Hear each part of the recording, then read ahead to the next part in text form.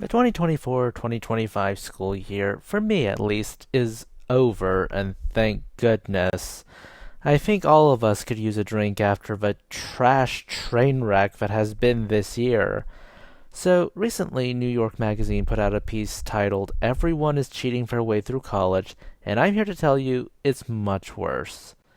Some of the professors are even using it, and it's pissing off the students. I'm happy that some of the students were so offended by how their professors flat out designed entire courses using generative AI, and a reasonable professor would use AI to proofread their work, but nope, these educators are not using it as a second set of eyes, they're just flat out making courses wholesale with them. Another professor, this time at Southern New Hampshire University, decided to have AI grade student work. I called the whole ordeal the dead academia theory. AI writes essays that AI ends up ultimately grading. It's the unwanted sequel to dead internet theory. Here's the thing, cheating has been around for a long time. I'm not going to pretend my high school and college days were enlightened days where nobody cheated and everyone learned. I mean, back in my day, people undid these labels on these water bottles, wrote the answers on the back of them, and then reattached them so that they could cheat by just looking through the clear bottle. Hell, I once dated a person who wore white shorts beneath her skirt and wrote the answers on them to her math test. Or was it a chemistry test? I don't remember. And then cheated that way. She got caught easily, but still failed because cheaters are still cheaters. When I was in school, we were one of the first classes to go one-to-one, so some teachers installed mirrors in the back of the classroom to see the monitors. So, what are the kids up to today? Prepare to get drunk as Senjuro Rengoku because I have some stories for you from my classroom and from some co-workers. Okay, the first one is actually from my class. I do guided notes for my biology kids. I just put them on the LMS, they download them, and they just fill them out while I lecture. So, obviously, I should have thought this through. So the moment they got their hands, or rather just downloaded, the guided notes, they just took the guided notes PDF file and just put it into ChatGPT in order to get all the answers, and then got bored for the rest of the class, and when they got bored, they got chaotic and started making messes. These are high schoolers, mind you. So I banned computers and forced everyone to do everything by hand. Yep, no more guided notes for them. They're taking notes the old-fashioned way. Listening to me and writing down things I say, please note down, or just stuff I highlight on slides. This next story actually comes from an English teacher. She's like me, born this century and is working. To preempt the AI cheating, she recalled something that happened in Sweet Life on Deck. See, in one episode of Sweet Life on Deck, Zach wanted to steal a paper from Cody before the advent of AI cheating. So Cody decided to preempt this by putting in a dummy paragraph. And that paragraph talks about how he was terrified of bananas. So this coworker of mine put a line in her assignment to tell the AI generator, hey, write a paragraph about how much you fear bananas. And making sure that paragraph was hidden very well within the body of the paper and not, well, anything else. This also is I think in tiny white font in the prompt, so it helps hide. Yep, these kids get busted pretty quickly because they have a paragraph dedicated to how much they fear bananas, or how, as an AI language model, I cannot experience fear of bananas.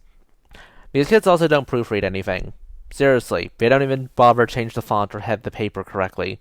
Just don't even start me started. Another one came from this same teacher. During an in-class essay, which are treated essentially as test grades in this English class, a kid was so shameless at wanting to cheat that he pulled out his cell phone, took a picture of the essay prompt, and uploaded it to an AI generator. This was less than 5 feet from the teacher's desk.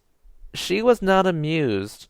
Also, this school locks up cell phones, so the fact that this guy has his cell phone, well, got him into a different sort of trouble. Good job. And I mean that in the most sarcastic way possible. So time to move on to history class. Mr. Coach decided to question his career choices. I feel like teacher coaches get a really bad rep, but Mr. Coach seems to actually have a grasp of pedagogy.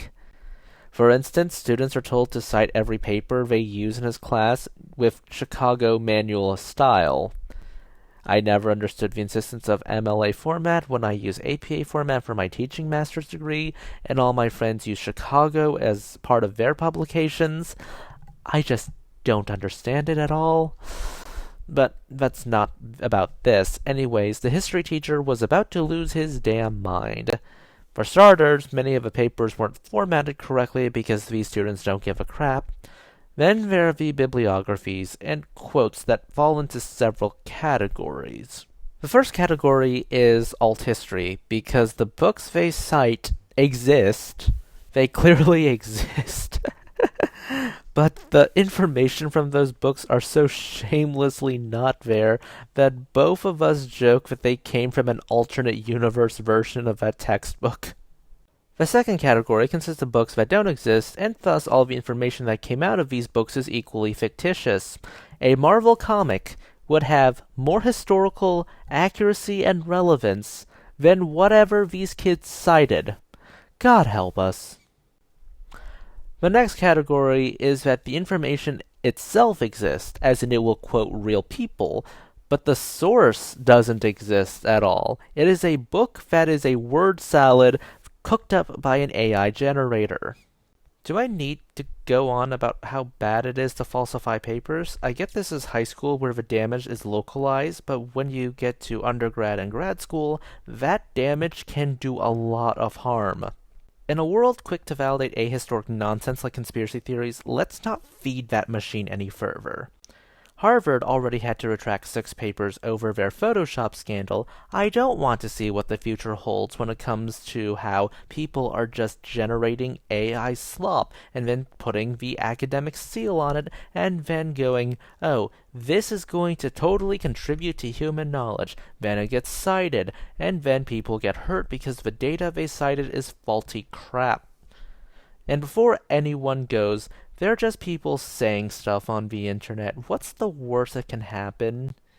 Need I remind you, anti-vaccination started out with Mr. Andrew Wakefield abusing his position as a doctor to falsify data, which spiraled out into a movement that placed a germ theorist denier into high places.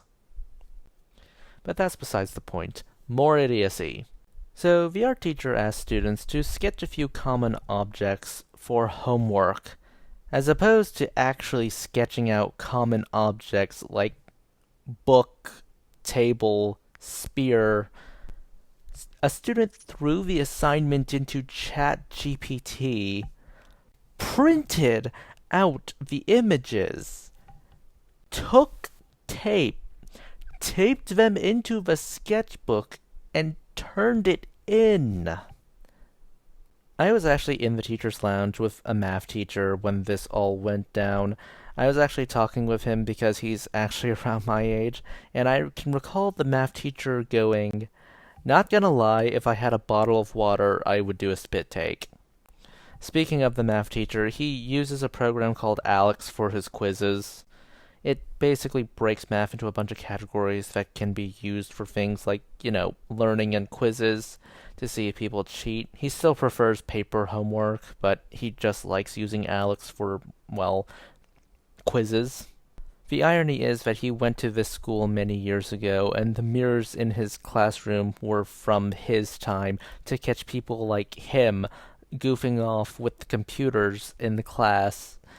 And he caught many students using generative AI to do his quizzes because, frankly, he's not an idiot. And now it's time for Spanish class. Spanish and other foreign language instructors have the benefit of knowing the level of the student and knowing how to get around online translators for many years. Usually that method is just pencil and paper. Yes, there are students who speak the languages offered at home. That's why they take these courses, and, well, their vocabulary and grammar will be slightly more advanced or way more advanced than their peers. But, having put up with online translator tools for many years, one particular Spanish teacher had a disdain for cutting and pasting from translators, so she wanted everyone to turn everything in as a Google Doc. And since Google Doc decides to log everything the students do, well, this helps her find out who actually wrote these papers and who absolutely did not. You would think going to a Google Suite school would allow cheaters to actually think about how they cheat and work around it, but there were plenty of students who cheated. Some of them just copied and pasted and just left it at that. Others were dumber or smarter, depending on how you look at it.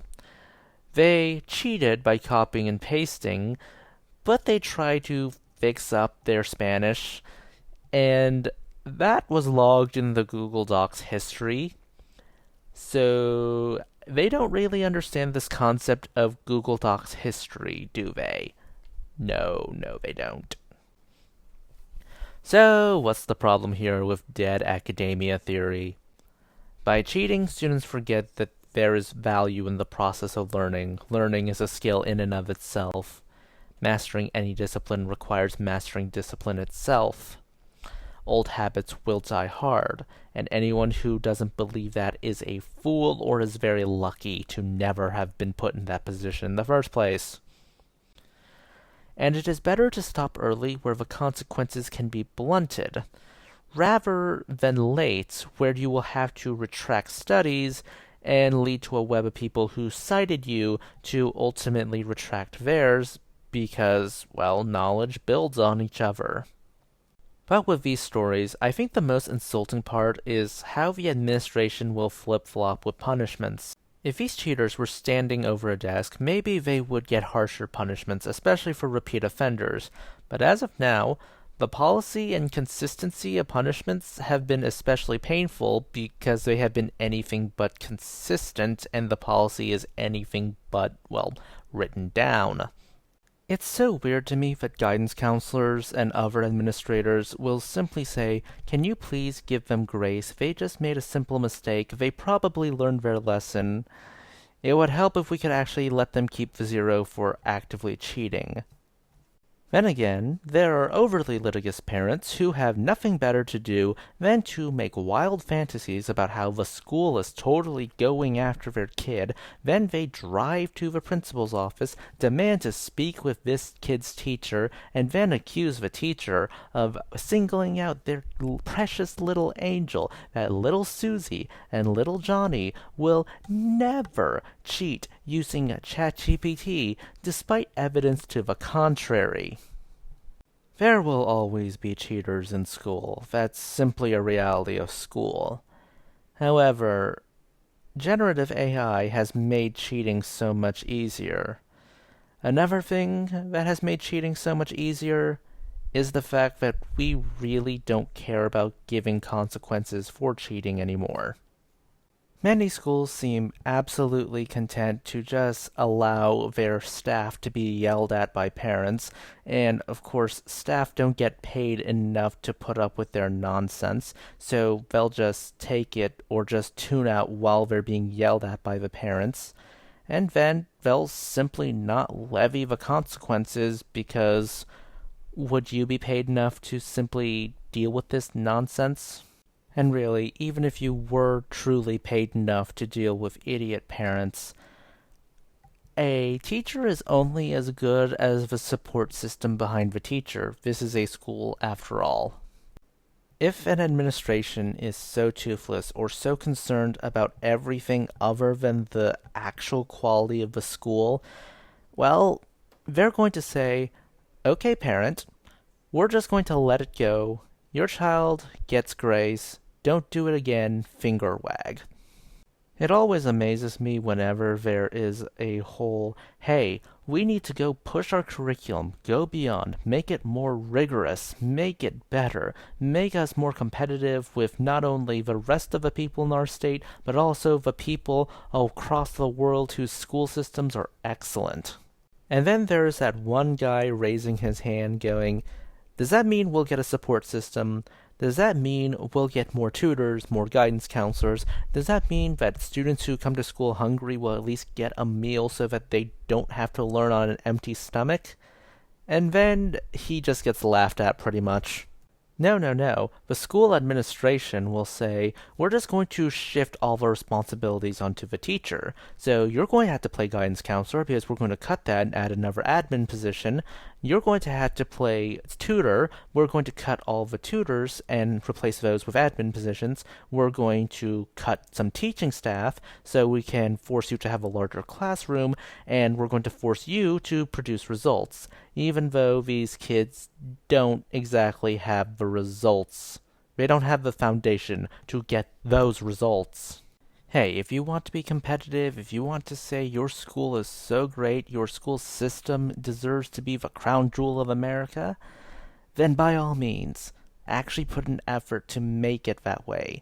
Don't do anything stupid like tolerating AI cheating or validating other nonsense like the phones in schools. Seriously, I have no idea why everyone is saying that banning phones from schools or having students lock it up is a bad thing.